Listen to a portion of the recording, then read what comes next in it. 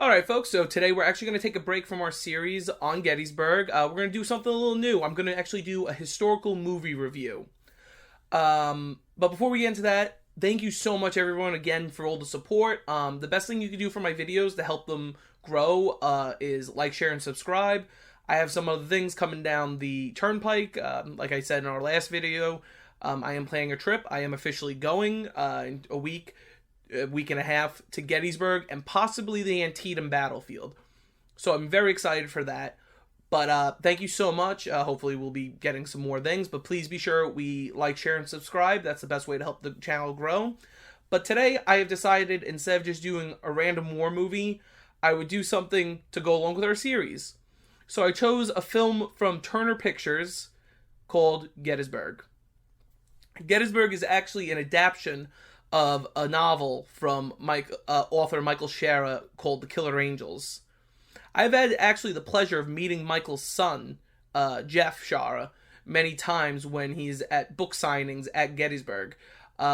He actually wrote the sequel and the prequel to Gettysburg, Gods and Generals, and The Last Full Measure. I will tell you, Last Full Measure, I couldn't get past the first two chapters because it actually made me very emotional. It's a very good book, though. Both are very good books. But Killer Angels is the original, and that's what this film is based on. Now, I will be ranking these based on a canon system. First, we will discuss the authenticity.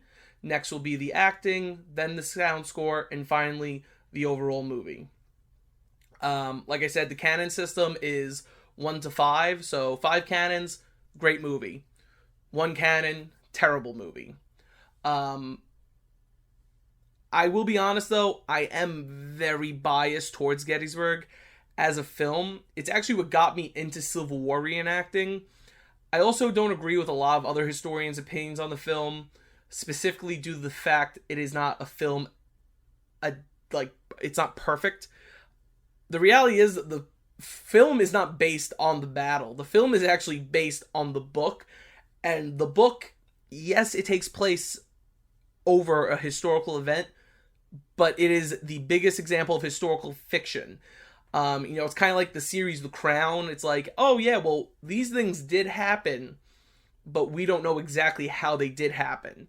So, personally, my opinion is if it gets people interested in the battle, that's not a big deal because then they can go and learn themselves the real facts. But even then, there's not that much wrong with the story. So, thank you so much, and now, here we go.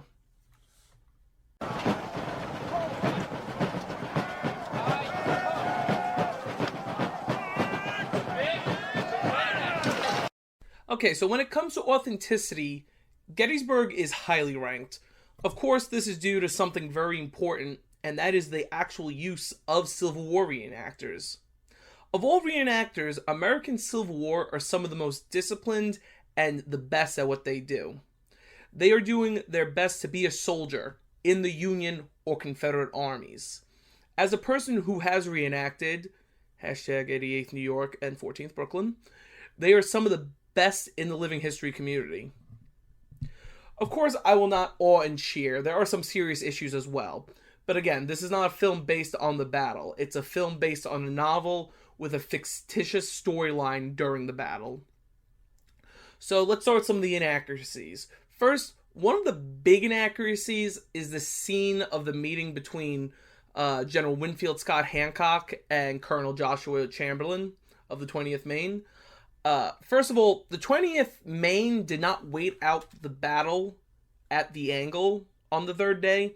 They would actually be relieved by a Pennsylvania brigade, and they would be put near the George Weichert farm, which was only a few hundred feet from the Round Tops, whereas the angle was much more towards the town, about 2 miles, I believe, towards the town. So they were nowhere near each other. It would also not make sense for Chamberlain, a colonel in the 5th Corps, to meet with Winfield Scott Hancock, the commander of the 2nd Corps, to give his report on what happened on the Little Round Top. It wouldn't honestly make sense for Chamberlain, a regiment commander, to even meet with a corps commander, like even his corps commander, General George Sykes of the 5th Corps.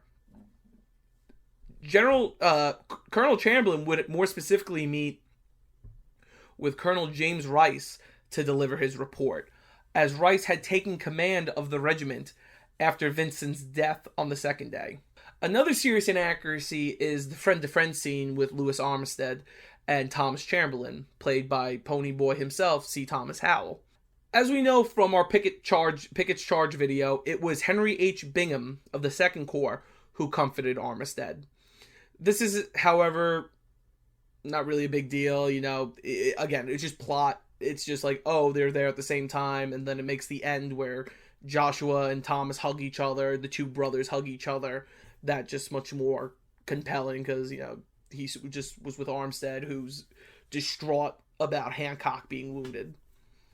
But however, this is one of my biggest inaccuracies, and it's the presence of Colonel Arthur Lyon Fremantle of Queen Victoria's Coldstream Guard. Now, it is true Fremantle was present at Gettysburg, and it's even true he was with the Army of Northern Virginia, specifically James Longstreet and the 1st Corps. But it's false that he was there on behalf of the British government. Early in the war, following France's refusal to join the conflict in support of the Confederacy, against the wishes of the British Prime Minister Palmerston, who wanted ally with the Confederacy, Great Britain decided to be neutral. Like, they continued to supply the Confederacy, but they would not send soldiers. Which, if you think about it, if the French and English would have sided with them, there was a French army in Mexico, and there was a British army in Canada. So that could have definitely changed the war. But because the Confederacy had the institution of slavery, both countries refused to militarily join the conflict. But Fremantle wasn't there to speak on behalf of England, the Queen, or anyone. Fremantle was actually, in a weird way, on vacation. He wanted to see the war and the conflict, so he was able to smuggle his way into Texas, and was originally attached to the Army of Tennessee. He came through, I believe he came in through Vicksburg, and then he arrived in Richmond, I believe on the 27th of June, and he met with James Longstreet, and he was like, hey, I'd love to come watch, love to see how the war is, and he would be like, Longstreet would be like, yeah, it's fine, you could join us, and he would be with him through the invasion and the retreat from Gettysburg. Something viewed as an inaccuracy by many is the scene at the angle when the Union line rises up. Some people question the presence of the Irish flag that rises from the line.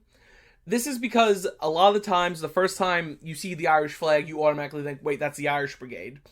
And it's true to say the Irish Brigade wasn't actually fighting on the 3rd day. They were put in reserve after what they experienced on the the 2nd day, in the wheat field. So it's true, they're not the Irish Brigade.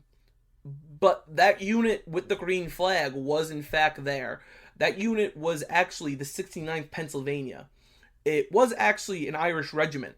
But instead of having the golden harp of Erin on both sides, their flag had the harp on one side, and then it actually had the state seal of Pennsylvania with white horses, except not black horses, on the other.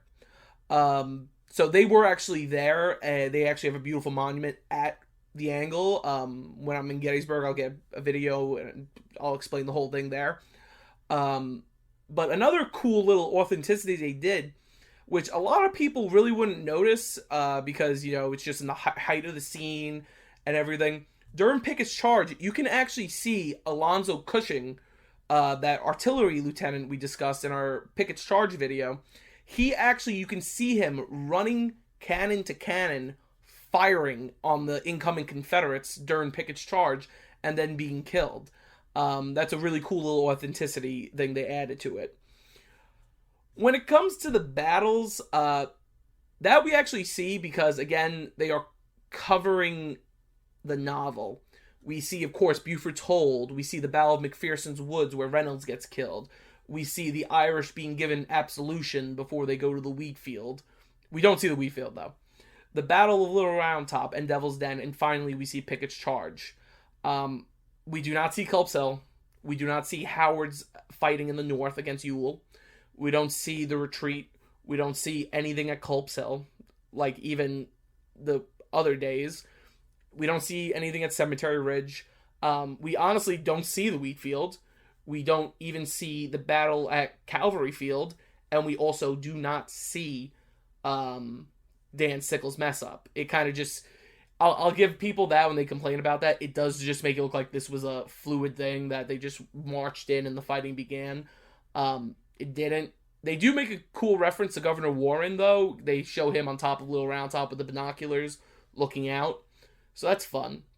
But again, I'm going to give this probably 3.5 stars of authenticity. Because, again, we're not going off factual history. They're trying to cover Michael's book. And in Michael's book, these are the events that are shown. This is what's done. And again, with the help of the actors and everyone, it looks good. It looks right. But, of course, people get very fickle over things. Another little cool authenticity fact was actually Ted Turner, the producer who pushed to get this movie made. He makes a cameo playing his descendant, Waller Patton, who was killed during Pickett's Charge. He gets killed during Pickett's Charge in the movie. Waller Patton was actually the great uncle of George Patton, the U.S. Army general from World War II.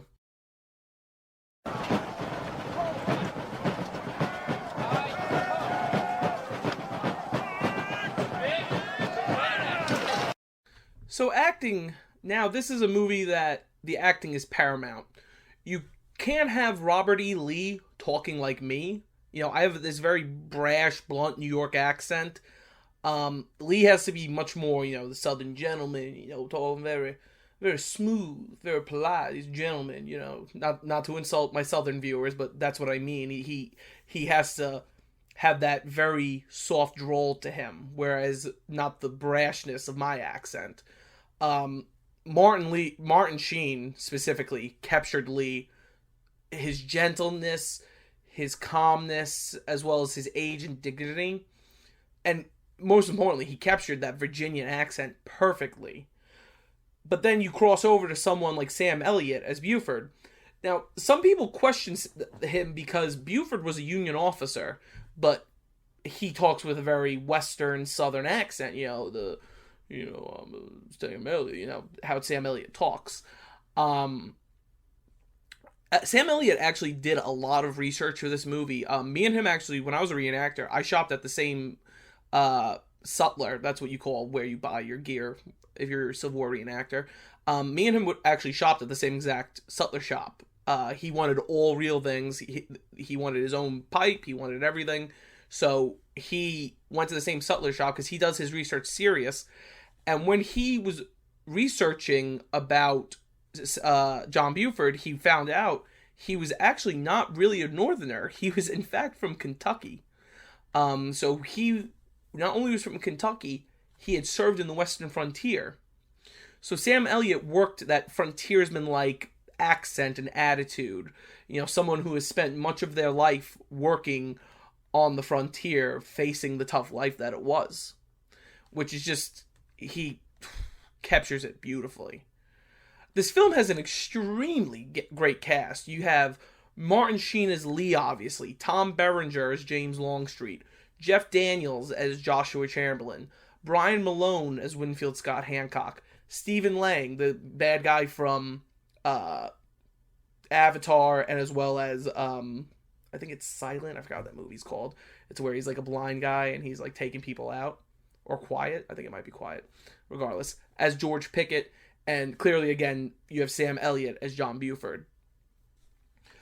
When it came to acting during the battles, though, it is, again, superb.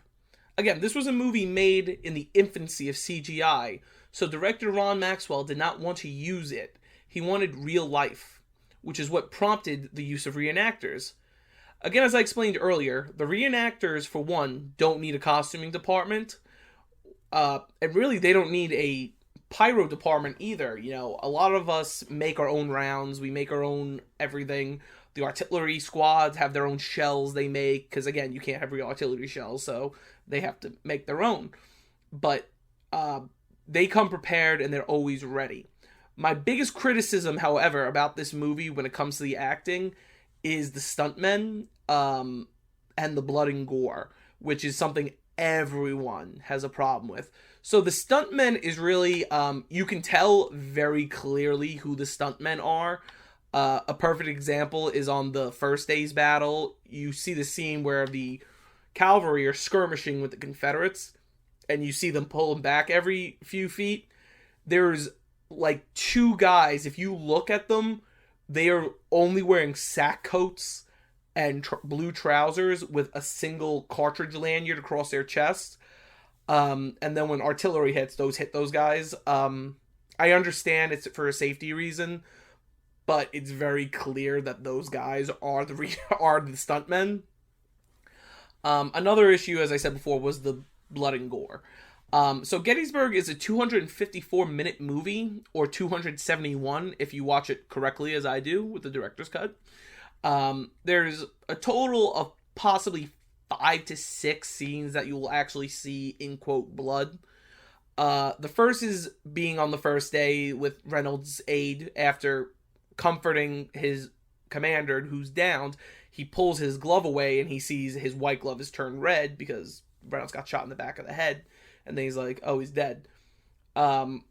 Which really, it's only just to show that he's dead and he was shot. The next is Buster Kilrain, played by Kevin Conway. While he's wounded on Little Round Top, you know, he's like covering himself in band-aids and stuff to like show that he's been shot all this many times.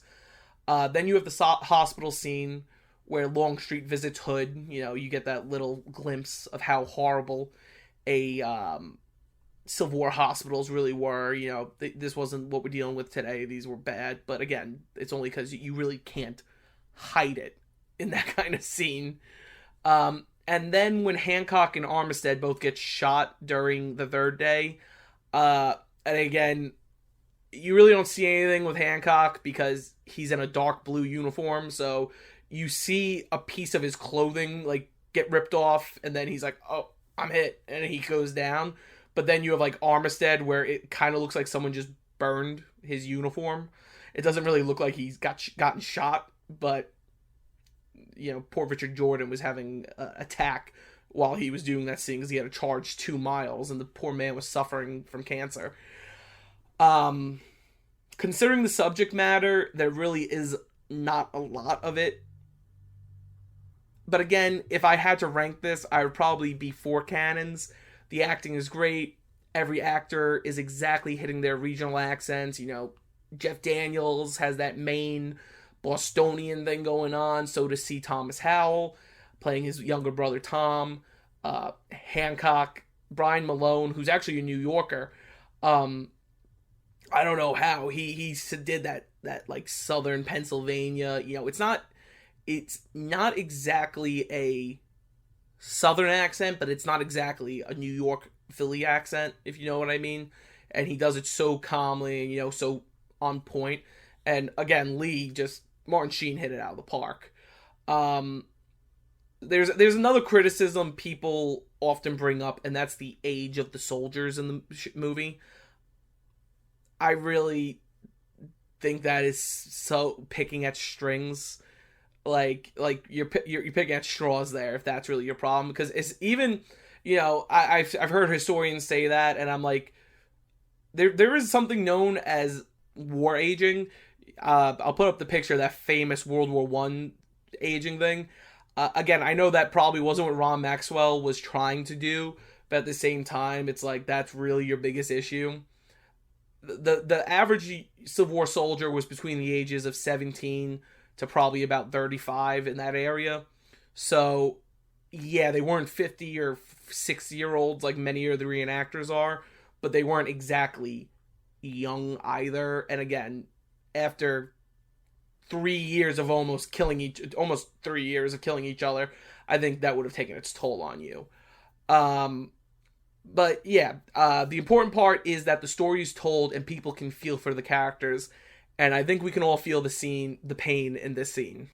You must look to your division.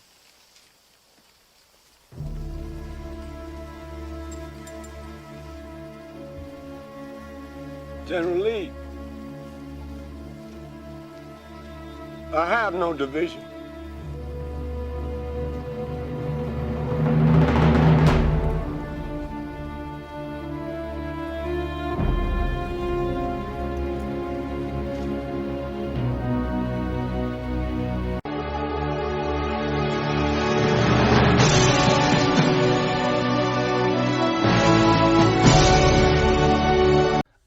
So I'm just gonna be honest.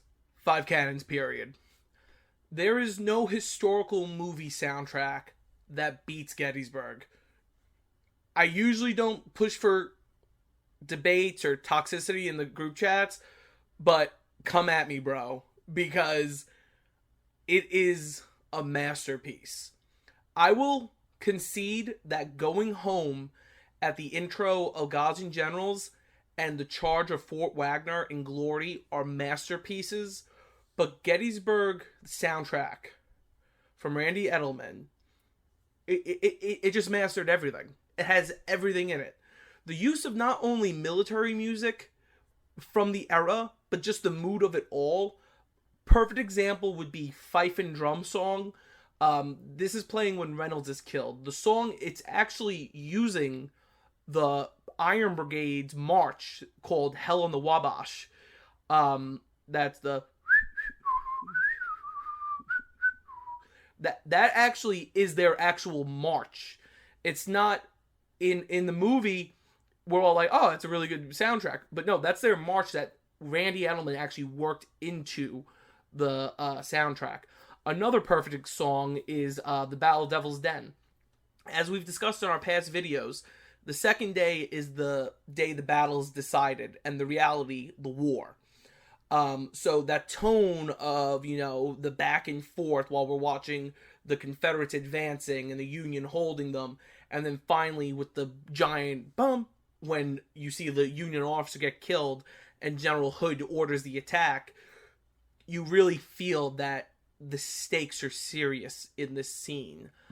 So yeah, I'm going to give this 5 cannons. I'm going to leave a link to not only the trailer in the bottom section here, but I'm also going to leave the links to the soundtrack because it really is just a masterpiece. The entire Pickett's charge scene is just beautiful. Beautiful overall.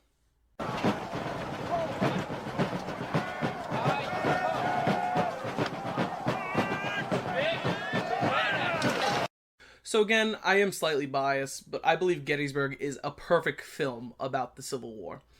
The biggest issue with Hollywood in history is we get a lot of the times this idea of good and evil.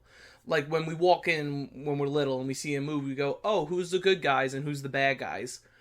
Gettysburg did it right, showing both sides of the conflict. So I give it an overall 4.5 cannons, because it's important with a story like the Civil War to show both sides. A good movie is Glory. Glory is such a great movie.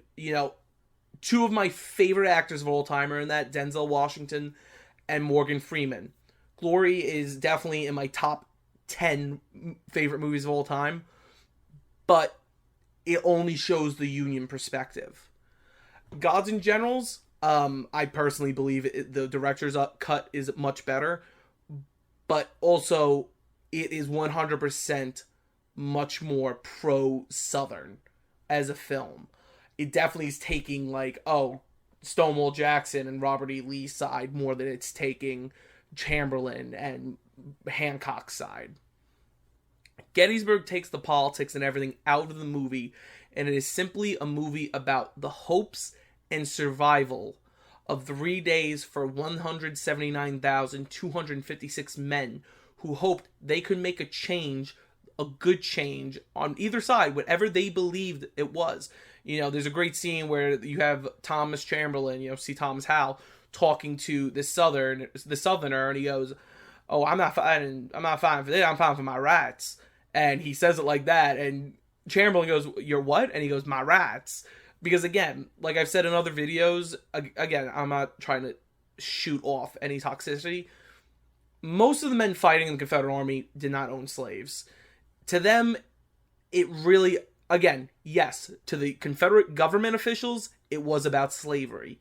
But to the men on the front lines, they didn't see it that way. They saw it more like they could, they didn't want to be imposed upon. Because again, much of them thought that's what it really was. Like, oh, well, it's about rights. But we all know the reality. The Confederate governments were angry because they wanted the right to own slaves. But this is a very good movie to see both sides equally. All the performances are spot on. Like I said, Martin Sheen in his grace as Robert E. Lee, Chamberlain in his pride and his, everything. You get the campfire scenes with Pickett and Longstreet. I would highly recommend to see this film. It is a very good film. If you want to get to know the Civil War, this is definitely a movie you want to start with. So thank you so much for watching, folks. Again, thank you so much for all the support. I've been loving it. It's been so great. Like I said, we're going to be doing some new stuff. I'm going to be going on site to Gettysburg and Antietam soon. I might be setting up a Patreon soon. I don't know. Again, I pretty much make all these videos one day, and then I spread them out during the week. So I'm just trying to keep up with that right now. I do work a full-time job, so I'm trying to balance everything. But thank you so much for watching. Please like, share, and subscribe. And instead of ending with that, I'm actually going to play a clip from the movie of Jeff Daniels as Joshua Lawrence Chamberlain. Thank you so much. Again, please like, share, and subscribe. And we'll see you in the next one. Here's the situation. The whole Reb Army is up that road a ways waiting for us, so this is no time for an argument like this. I tell you, we could surely use you fellas. We're now well below half strength. Whether you fight or not, that's up to you. Whether you come along is well, you're coming. You know who we are, what we're doing here, but if you're going to fight alongside us, there's a few things I want you to know. This regiment was formed last summer in Maine. There were 1,000 of us then. There are less than 300 of us now.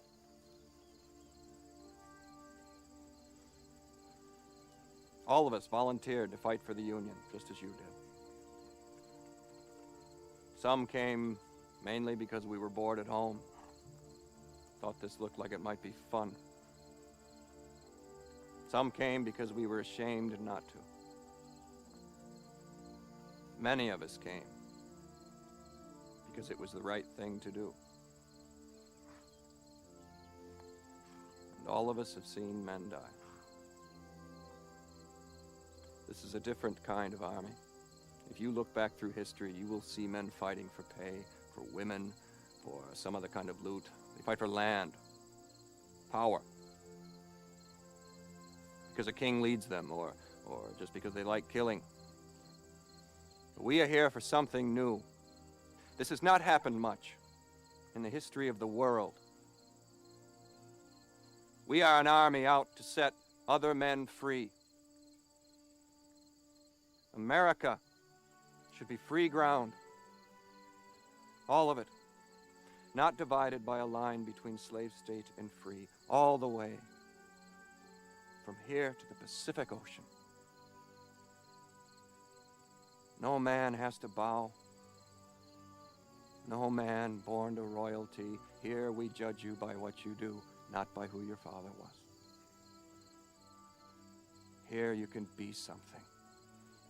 Here is the place to build a home. But it's not the land. There's always more land. It's the idea that we all have value. You and me.